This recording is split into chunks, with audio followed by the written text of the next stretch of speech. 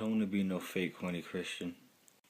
I don't want you seeing me cussing Monday through Saturday and praising the Lord on Sunday. I had it easy. I was born and raised in the church to parents who love Jesus. I ain't got no business going out and doing what the world does. If you were born and raised in the church, if you were born to parents who love Jesus and who push you to love Jesus, you had it easy. If you want to go out and do what the world does and so influenced by the world, partying, cussing, drinking, doing whatever, you are whack. Like, for real though. You are so whack. You had it so easy. So many people in the world who end up finding Jesus had to go through so many trials and tribulations, had to go through so much to actually start walking a lifestyle of worship and following Jesus and loving on Jesus. When us who were raised in the church, it was just handed to us. I'm starting to realize how blessed I am to grow up in the church with parents who loved and worshiped Jesus. I was influenced by the world at one time in my life, but now I'm influenced by Jesus. Looking in a distance and dreaming of a world for us. When the moon's alive, we'll map out a journey for you and I. For you and I.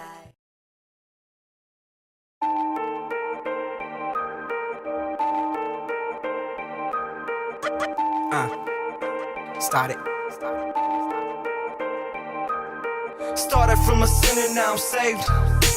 Jesus gave his life and he rose from the grave. I have to make so many decisions in my life, many major decisions. A few weeks ago, I was confused, stumped on whether I should stay here or do something else. Now I feel like I've made a decision. So I have to tell this decision to Joash, who is my roommate and my landlord and my friend. So this morning, I made a decision to move back home. I'm gonna go home for the summer and work and stuff, and then hopefully, if Biola accepts me, I'll just go there in the fall. So I applied to this Christian school called Biola University in Los Angeles, California. I want to go there for film and media and cinema arts. They've been pursuing me consistently, emailing me, calling me, all of that. They think that'll be a good asset to the school, but I have not been accepted yet. I think it'll be an excellent and an awesome opportunity for me. I'm happy, but I'm sad. Leaving. Yeah, my friends. I woke up super early and I was thinking, man, what am I gonna do? I only have like 4 weeks left. And then, I don't know, like some idea popped in my head, oh, go back home. And then I was like, it was like in my spirit. It was like, for sure. Go home. Go home. And so then I started crying for some reason. I don't know why I started crying. I just started like bawling. I don't know if God is on this decision or not, but just one morning I woke up early and I was just thinking about my life, thinking about the future and what I should do. And then all of a sudden, I don't know what happened, but I just started crying out of nowhere, bawling, and then I just felt in my spirit that I should just go home and wait until the fall for me to do whatever. It was really rough because I don't want to leave my friends here, and I just love the community, but it's time for me to elevate and it's time for me to grow and step into a different season in my life, I feel like. And so staying here kind of pushed me back.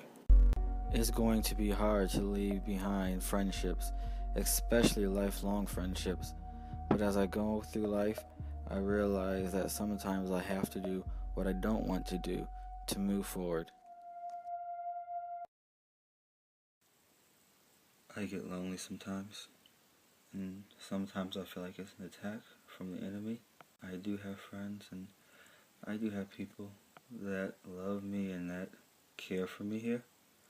Most of my life, I have been considered the weak link. I've been the one that has been looked over, passed up a lot of times. In all honesty, it sucks. It really does suck. My name means manly, and I kind of feel like part of being a man is asserting myself and sticking up for myself. And sometimes I do stick up for myself and assert myself. The greatest thing though that I can fall back on is knowing that God will always include me, always accept me. He's always there for me. His love is forever. And I'm so happy that that's something I can fall back on, especially on the times when I feel lonely, especially in times when things are rough, when things are hard. He'll always be there to accept me, no matter what. Even though sometimes I may feel a little weak, He's there and He loves me. Even though when I make mistakes and I'm stupid, it's really awesome. Come take my hand, I'll always understand. Just stay. I know exactly where you are. You're lost. Try this world. You want to do something fun? Yeah? Do you want to go to Taco Bell? Yeah? Can it? There's three type of people in this world. People that make it happen, people that watch it happen, and people that don't know what's happening. Check it. Look at me, I'm all the way turned up. I ain't smoking, but my homie in here burnt up. Yeah, I'm working on. If you know me, then you know that I love Taco Bell. I like Taco Bell more than any authentic Mexican restaurant. I like it better than Chipotle. I would eat it like once a day, every day, all day. Unfortunately though, it gave me acid reflux, and I can barely eat as much as I used to back in the day. I love me some Taco Bell.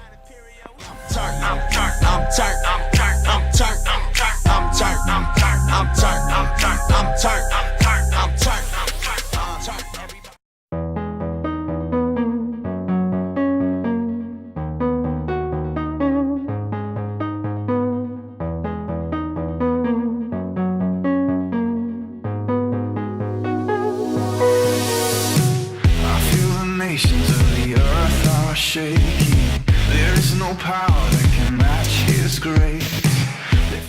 So my good friend Josh Moore has come over to fellowship and just to talk. And man, every time he comes over, it is crazy. We started talking about being black at IHOP. It is definitely very interesting being black here at a predominantly white school. In my 4 years here, it has been difficult at times. One story from 4 years ago, my first year I was here. Standing outside FCF, talking to a friend from Georgia, of whom was white friend from Georgia. And he said, "Man, Josh, you look like the same complexion as the poop I took this morning." And I'm like, that might be considered racist. So I'm like, wait, what did you say? He's like, yeah, I took a poop this morning. It was the same color as you. Isn't that ironic? That's been some of my journey as one of the few black people in IHOP U context. Yes, that happened. I was almost in disbelief still at the time. I'm like, is this for real? Is this really happening? But it's like some things you have to forgive real quick or else you're going to slap somebody. You know what I mean? Somebody told me that you're the color of my poop or something like that at IHOP. Yes. Somebody told me that. I'm like, that's very like offensive, you know? Very. It's like, would you want to, I don't know. I mean, for white people, it's harder to say something like that. But it's like, do you want to say to a white person, "Oh, you're the same color as the gunk that came in my eye this morning"? You know? Now me, I'm not your typical black guy at all, obviously. But I hate it when people say that I am the whitest black guy that I've ever met. I just want to tell them to shut up.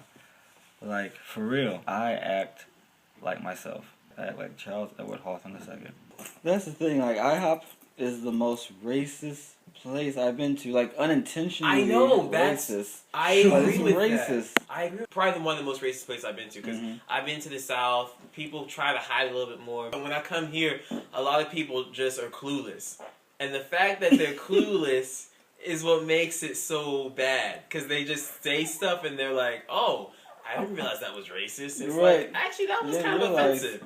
But because I've got some Sermon on the Mount in me, because I've got some, like, Jesus on me, I know not to violently react to open racism, you know what I mean? Sometimes I would just want to crack somebody up in their head. Yes. Do some stuff. Yes. Then I have to act like it's just like, Charlie. Hallelujah, I just need Jesus. I need the extra shaba.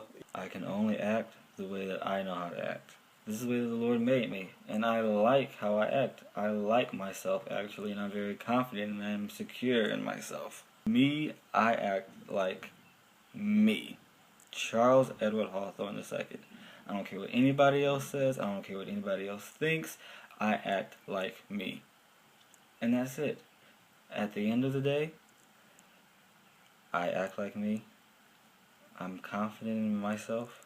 I love myself. And that's all that matters. Being saved isn't easy. Being young, awkward, black, and saved is harder. By the grace of God, I can continue to run this long and difficult journey. At the end of the day, only the strong survive. I want to be one of the few strong people who survive. With God, all things are possible. That's something I rely on daily.